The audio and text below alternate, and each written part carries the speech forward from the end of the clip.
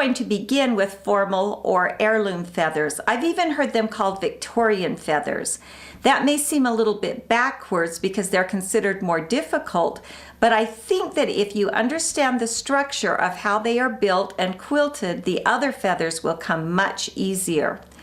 When you hand quilt, you can slide a needle through the quilt, through the layers, and start at a new point. You can slide from here to here, back to here, back to there. But when you machine quilt, you can't do that. You either have to begin and end every single feather, or you have to backtrack over previously stitched lines.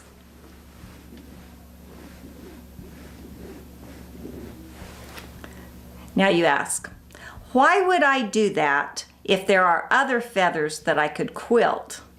Good question. The answer could be that sooner or later you are going to have a quilt which begs for formal feathers. And guess what? When you do, you will be prepared to quilt them. Now let's get quilting. Let's begin with the formal feather wreath. Make sure your free motion or darning foot is on and the feed dogs are down.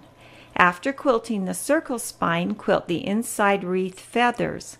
Stitch around the feather and then backtrack up the long inside curve. Stitch the next feather and backtrack. Make sure you move the quilt forward and back or side to side rather than turning the way you sew with the regular foot and feed dogs. Some prefer quilting the circle spine with the walking foot, but as your skills improve, you will find you can free motion the circle fairly easily.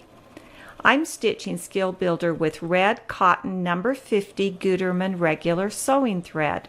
I choose to do that because I want you to be able to see it easily. The cotton is a little thicker and covers more of the gray line than polyester does. On the sample I photographed for Skill Builder Companion, I used a gray cotton Gutermann sewing thread, which blended well and covered the line. With this red thread, you can see both what I'm quilting and also where I'm stitching the second time. It works for this demonstration, but it would not be as pretty on another project. On the quilt sampler blocks, I will use a finer thread and the back stitching will be less visible. After completing the inside feathers, move to the outside feathers because they are offset and must be quilted one side at a time.